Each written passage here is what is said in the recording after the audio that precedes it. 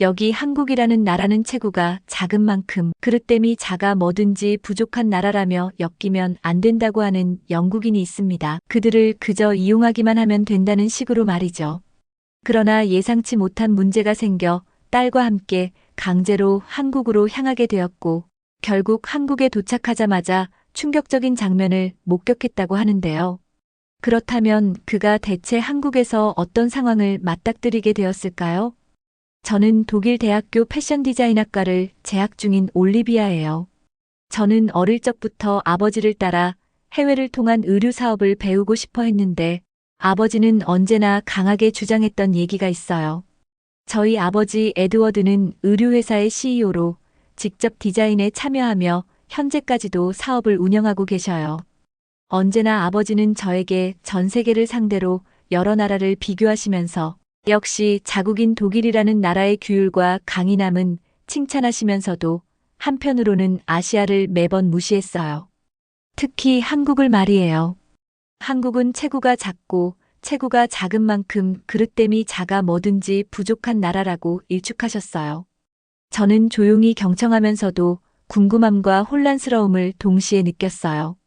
어릴 때부터 아버지의 말씀은 제 머릿속에 아주 뚜렷한 그림을 그려주셨어요. 한국이란 그곳은 독일인처럼 강한 근면함이 없는 작은 사람들의 나라란다. 제대로 된 사업을 할 수도 없고 진정한 끈기를 보여줄 수도 없을 거야. 우리는 그저 이용만 하면 되는 거야. 저는 한국에 가본 적도 없었지만 아버지의 목소리가 너무 자신감에 차 있어서 거의 믿어버릴 뻔했어요. 아버지는 세계적으로 성공한 CEO였으니까요. 물론 저는 아버지의 판단을 신뢰했지만 한편으로는 제 자신이 직접 세상을 보고 싶다는 마음도 있었어요. 저는 모험과 새로운 경험에 대한 아이디어에 항상 매료되었지만 아버지의 견해 때문에 주저하게 되었어요. 과연 제가 아버지가 하신 이야기를 넘어 다른 면을 볼 수 있을지 궁금했어요. 그러던 중 저희 사업에 큰 문제가 생기면서 모든 것이 달라졌어요. 발주를 맞춰야 하는 많은 배송 항목들 중 일부 화물들이 지연되면서 저희 사업이 위기에 처하게 된 거예요. 그리고 그 유일한 공급처가 바로 한국에 있었어요. 내가 직접 한국으로 가서 이 문제를 해결해야 한다. 이참에 후진국을 방문하는 것도 너 나이 때는 경험하는 것이 좋을 거란다. 라고 단호하게 말씀하셨을 때 아버지와는 다르게 제 마음은 여러 가지 감정으로 두근거렸어요. 듣기만 해도 긴장되면서도 새로운 나라를 직접 볼 기회에 설레임을 느꼈어요. 아버지는 공급업체에 연락을 통해 다른 방법이 없군. 너네는 왜 항상 클레임을 일으키는 거야? 내가 직접 가서 너네들의 실태를 낱낱이 파헤쳐 주겠다. 라는 아버지의 말씀은 의심의 여지를 남기지 않았어요. 저는 그곳에서 어떤 일이 기다리고 있을지 회의적이었지만 아버지를 따라가야 한다는 걸 알았어요. 여행 준비를 하면서 저는 옷뿐만 아니라 많은 질문과 의심을 가득 담아 짐을 싸기 시작했어요. 한국에서 과연 무엇을 발견할 수 있을지 궁금했어요. 사람들이 아버지가 말씀하신 대로 정말 작고 허술할까요? 그들의 근면함이 독일의 규율과 얼마나 다를까요? 이런 생각들이 비행기 출발 전날 밤 제 머릿속을 떠나지 않았어요. 저는 독일의 어두운 하늘을 바라보며 집과는 전혀 다른 세상을 상상했어요. 출발 당일이 빠르게 다가왔어요. 저는 깊게 숨을 들이쉬고 비행기에 올라탔어요. 책임감과 호기심이 제 어깨를 무겁게 했어요. 여행의 모든 순간이 기대감으로 가득 찬 것 같았어요. 아버지가 들려주신 이야기들이 계속 떠올라 그 이야기가 얼마나 진실일지 궁금해하며 말이에요. 저는 마치 모든 것이 변화하려는 모험 이야기 속의 한 인물처럼 느껴졌어요. 한국에 도착하자 창밖으로 활기찬 거리와 분주한 시장들이 보였어요. 도시는 에너지로 가득 차 있었고 공기에는 낯선 냄새가 느껴졌어요. 지금까지 제가 알던 세상과는 전혀 다른 세계였어요. 현지 사람들의 얼굴에 담긴 결연한 의지를 보면서 제 회의감은 조금씩 흔들리기 시작했어요. 이곳은 제가 믿고 있던 한국에 대한 모든 편견에 도전하는 첫걸음이었어요. 저와 아버지가 인천국제공항에 도착하셨을 때 마치 제 눈이 처음으로 세상을 제대로 보게 된 듯한 느낌을 받았어요. 공항은 온통 분주한 활동으로 가득 찼어요. 제가 눈을 돌리는 곳마다 사람들이 당당하게 움직이시고 얼굴에는 밝은 미소와 확고한 목적의식이 넘쳐 보였어요. 모두들 정중하고 체계적으로 움직이시는 모습이 인상적이었어요. 아버지가 예전에 그리셨던 사람들이 작고 무질서하며 근면이 부족한 나라라는 한국의 이미지와는 완전히 달랐어요. 시원한 공기에 발을 내딛자마자 깔끔한 거리와 현대적인 건물들이 저희를 반겨주었어요. 높고 깨끗한 건물들, 눈부신 광고판, 그리고 낯선 이들의 따뜻한 미소가 도시를 환영하고 활기차게 느껴지도록 했어요. 아버지는 여전히 회의적인 표정을 지으시며 제 옆을 걸으셨어요. 아버지가 예전에 고정관념을 쉽게 버리시진 못하시는 듯 했지만 발전된 모습에 약간 놀라신 것도 느껴졌어요. 저는 거대한 디지털 광고판을 올려다보며 축제와 스포츠 행사의 다채로운 이미지가 번쩍이는 모습을 기억하고 있어요. 불빛과 이미지들이 빠르게 움직였지만 모든 것이 차분하고 통제된 느낌이었어요. 거리는 깨끗했고 사람들은 마치 잘 연습된 춤을 추듯 질서정연하게 움직이셨어요. 제 마음 깊은 곳에서 한 줄기 설렘이 피어올랐어요. 아버지, 저희가 한국에 대해 잘못 생각하고 있었던 것 같아요. 라고 저는 살며시 속삭였어요. 아버지가는 약간 불평하시며도 단호하고 조심스러운 어조로 말씀하셨어요. 이런 건 어느 나라나 같아. 회의에 도착해서 직접 보면 알게 될 거야. 아버지 목소리 속에서 의심과 호기심이 섞여 있는 것을 느낄 수 있었어요. 저희는 시내의 번화한 지역에 위치한 호텔로 향했어요. 호텔까지 가는 길은 순조로웠고 저는 창밖으로 보이는 활기찬 도시, 생활의 모든 디테일을 마음에 새기며 바라보았어요. 호텔에 도착하자 저희는 영어와 한국어를 능숙하게 구사하시는 친절한 접수 담당자분께서 따뜻하게 맞아주셨어요. 객실은 편안하고 깨끗해서 저희가 쉴 수 있는 안전한 곳이 있다는 사실에 조금 더 안심이 되었어요. 그날 저녁 호텔 레스토랑에서 식사를 하기로 했어요. 저희는 한국의 고유 문화재들 중 하나인 무궁화의 겨울과 태백이라는 이름의 정성스러운 한국식 한상을 주문하였고 국물을 한 모금 맛보자 오래된 전통과 현대의 멋이 어우러진 맛에 감탄을 금치 못했어요. 음식이라는 단순한 것 자체가 이 나라의 풍부한 문화와 역사를 이야기해주는 듯 했어요. 저는 궁금증을 참지 못하고 호텔 매니저님께 질문을 드리기 시작했어요.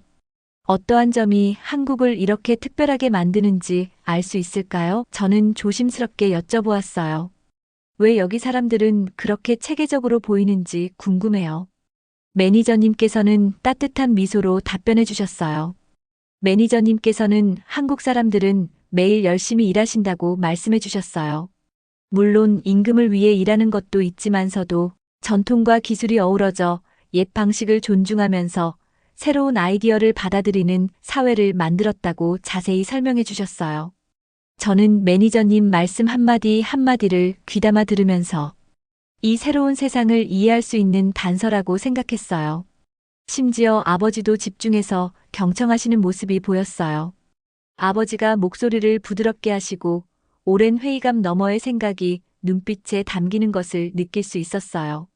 대화를 나눌수록 아버지가 한때 말씀하신 작은 사람들의 나라라는 고정관념이 점점 무너져 내리는 듯 했어요. 오히려 이곳은 자신들의 일과 전통에 자부심을 가진 강인하고 결연한 사람들로 가득 찬 나라임을 깨닫게 되었어요. 그날 밤 잠자리에 누워 저는 하루 동안의 모든 순간을 다시 떠올렸어요. 분주한 공항, 눈부신 광고판, 따뜻한 대화, 그리고 맛있는 음식을 포함한 모든 것이 저에게 이번 여정이 이제 막 시작되었음을 느끼게 해주었어요. 이 매혹적인 나라에서 또 어떤 놀라움이 기다리고 있을지 궁금해졌어요. 설렘과 기대가 섞인 감정이 저를 감싸면서 시간이 지날수록 옛 의심들은 조금씩 사라지고 새로운 모험과 더 깊은 이해의 약속으로 채워졌어요. 다음 날 아침 아버지와 저는 일찍 일어나셨어요. 현지 사업 파트너와의 또 다른 회의가 예정되어 있었거든요. 이 새로운 나라에 대해 계속 궁금했던 저는 호텔에서 나설 준비를 하며 설렘과 긴장감이 뒤섞인 기분을 느꼈어요. 콩으로 만들어진 누들과 시원한 매실차와 함께 간단한 아침 식사를 마치고 저희는 짐을 챙겨서 택시를 타고 공항으로 이동했어요. 택시 안에서 저는 창가에 앉아 한국의 분주한 거리를 바라봤어요. 여기저기서 사람들이 서로 돕는 모습이 보였어요. 한 남성분께서 허리가 불편해 보이는 할머니의 무거운 가방을 들 수 있도록 도와주시는 모습도 보았고, 한 젊은 여성분은 휠체어를 탄 남성분께 자리를 양보해 주시는 모습도 보였어요. 또 한순간에는 학교에 다니는 어린이들이 함께 걸으며 웃고 떠드는 모습도 보았어요. 그들의 얼굴에는 미소가 가득하여 하루 동안 있었던 작은 모험 이야기를 나누는 것 같았어요. 그 모습을 보며 제 마음은 따뜻해지면서 이분들에 대한 희망과 존경심이 커졌어요. 활기찬 도심 속을 달리던 중 저는 아버지께 아버지, 여기 사람들 매너가 몸에 배어 있어요. 모두들 서로 도와주고 있다고요. 그래서 거리도 이렇게 체계적으로 느껴지는 걸까요? 라고 여쭤보셨어요. 아버지가는 창밖을 바라보시며 천천히 고개를 끄덕이셨어요. 눈빛에 약간의 놀라움이 보였고 목소리도 조용하게 들리셨어요. 그 순간 아버지가 한국을 새로운 시각으로 바라보기 시작하신 것 같았어요. 저희의 택시가 넓은 가로수길과 현대적인 건물들이 늘어선 길을 따라 달렸어요.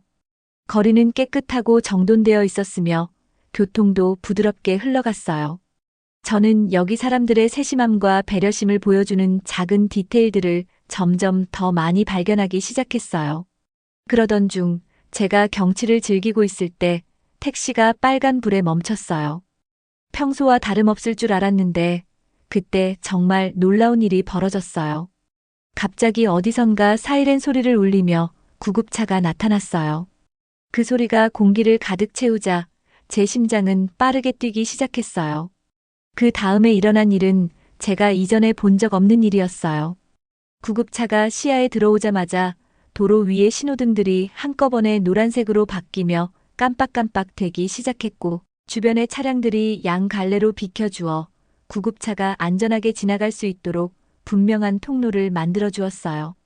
저는 놀라움에 숨을 삼키며 바라보았어요. 아버지, 방금 보셨어요? 모두가 이렇게 한 몸으로 움직일 수 있다니. 정말 놀랍지 않아요? 라고 저는 떨리는 목소리로 말씀드렸어요. 모든 것이 얼마나 매끄럽게 작동했는지 믿기 어려웠어요. 분주한 거리에서 구급차가 안전하게 빠르게 지나가는 모습을 보니 한국 사람들은 긴급 상황에서도 서로를 배려하고 있다는 생각이 들었어요. 아버지, 에드워드께서는 잠시 얼굴을 찌푸리시며 방금 본 광경을 이해하려 애쓰셨어요. 창밖을 바라보시며 옛 생각에 머물렀던 모습을 보이셨어요. 그러다 친절한 미소를 지으신 택시 기사님께서 이야기를 시작하셨어요. 기사님께서는 한국에서는 구급차와 같은 긴급 차량을 돕기 위해 체계적인 법과 스마트 기술을 사용하고 있다고 설명해 주셨어요. 신호등과 카메라가 서로 연결되어 필요할 때 즉시 신호를 바꿀 수 있도록 설계되어 있다고 말씀해 주셨어요. 이 시스템은 시간을 절약하고 위험에 처한 사람들을 돕기 위해 만들어진 것이었어요. 택시 기사님의 명료하고 간단한 설명을 들으시자 아버지가 지니고 계셨던 회의감이 서서히 사라지기 시작하셨어요. 아버지 얼굴이 부드러워지시고 한때 의심으로 가득 찼던 눈빛에도 이해의 불꽃이 살아나는 것을 보실 수 있었어요. 아버지는 혼잣말처럼 이런 걸 전혀 예상하지 못했군. 기술과 배려가 이렇게 어우러질 수 있다니 정말 인상적이야. 라고 낮은 목소리로 중얼거리셨어요. 그 말씀을 들으면서 아버지가 오늘 본 것에 대해 깊이 생각하고 계신 것을 느낄 수 있었어요. 남은 택시 이동 시간 동안 아버지는 창밖을 바라보시는 일이 많아지셨어요. 마치 새로운 아이디어들로 머릿속이 가득 차신 듯 했어요. 저는 아버지가 이제 한국을 다른 관점으로 보게 되신 것이 느껴져서 기뻤어요. 여기서는 친절함, 효율성, 그리고 첨단 기술이 어우러져 안전하고 체계적인 사회를 이루고 있다는 것을 깨닫게 되었어요. 그날 구급차와 관련된 놀라운 사건은 저에게 때때로 현실에서의 한순간이 어떤 이야기나 소문보다도 우리의 생각을 바꿀 수 있다는 것을 깨닫게 해주었어요. 저는 이제 조금씩 이해하게 된 한국 사람들을 자랑스럽게 느꼈고, 한국에서의 모든 경험이 저에게 소중한 교훈을 주고 있다는 것을 알게 되었어요. 다음 회의로 향하는 길을 계속하면서 저는 앞으로도 저희의 여행에 더 많은 놀라움과 배움이 기다리고 있을 거라는 자신감을 느꼈어요.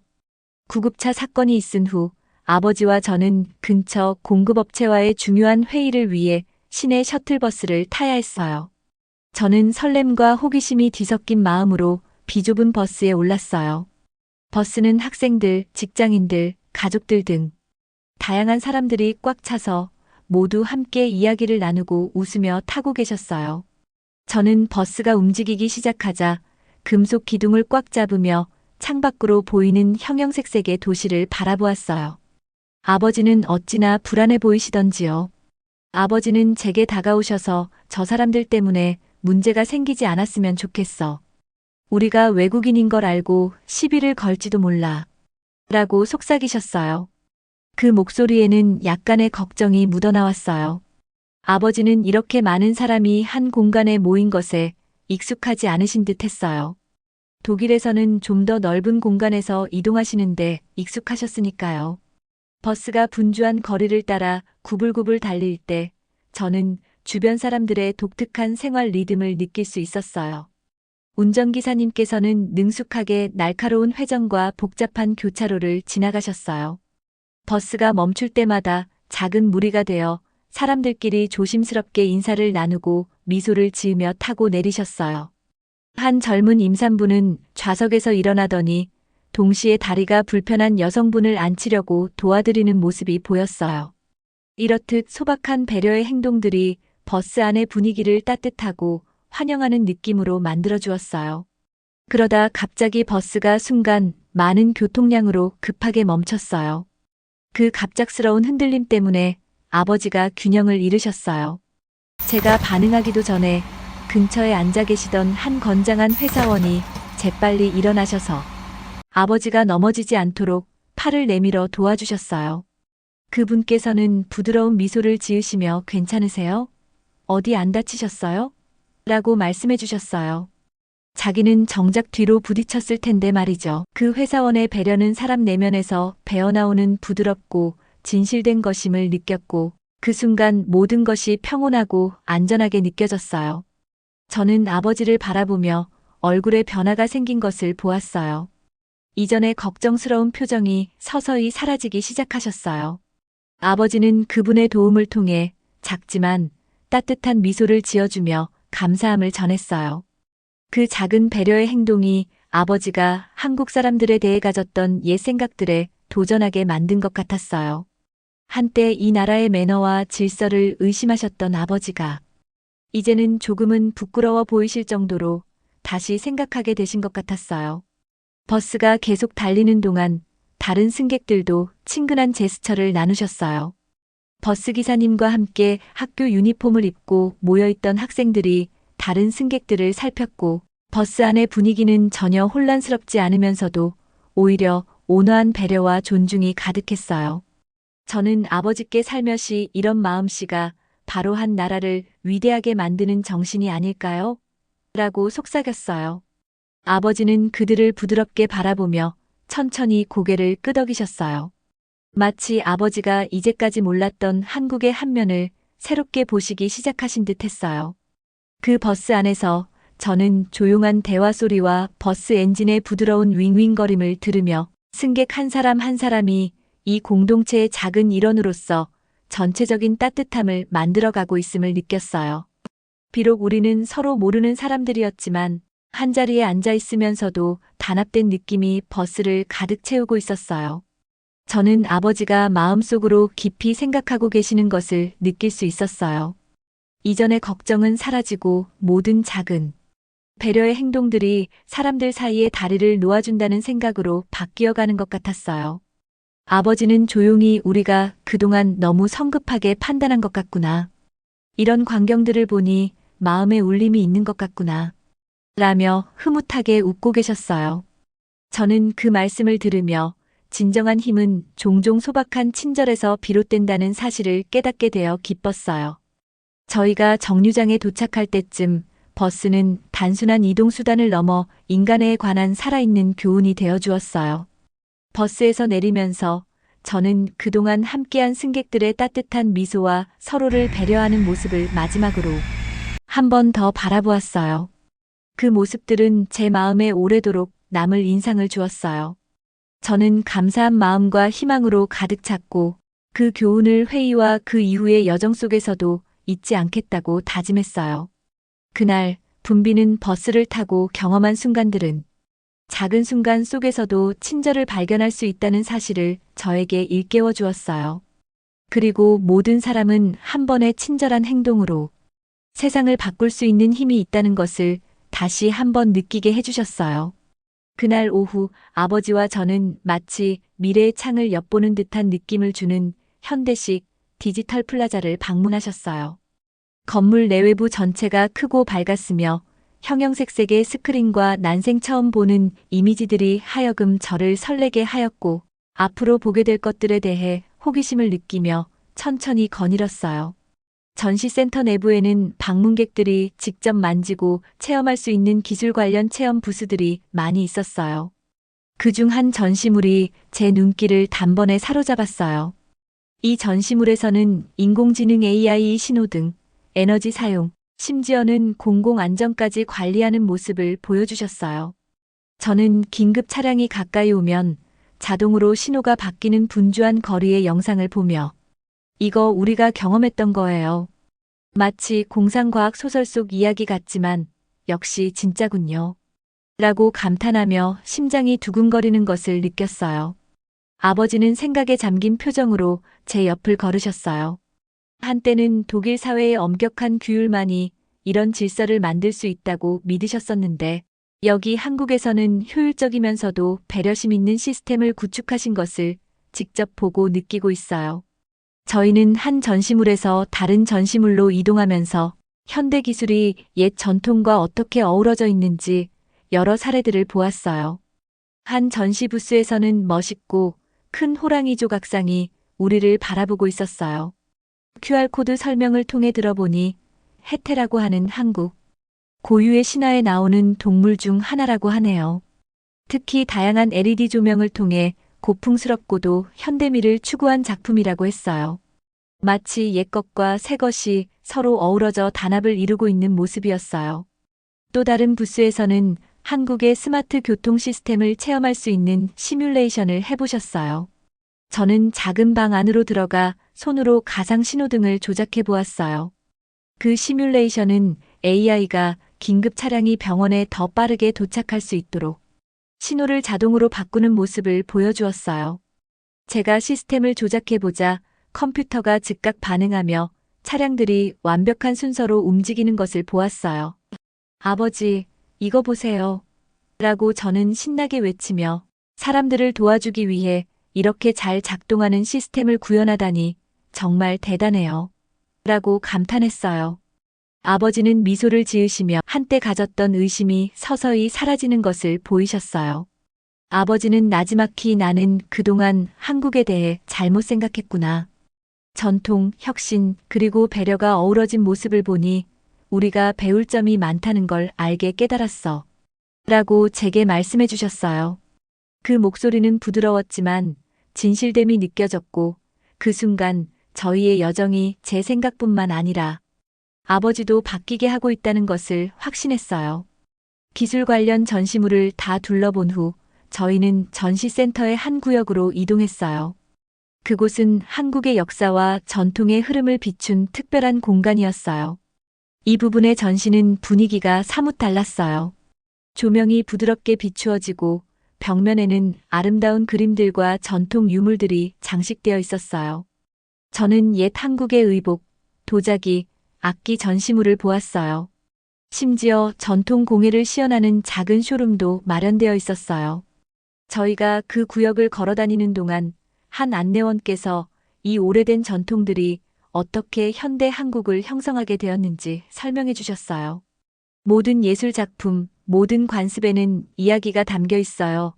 라고 안내원께서 웃으며 말씀해 주셨어요.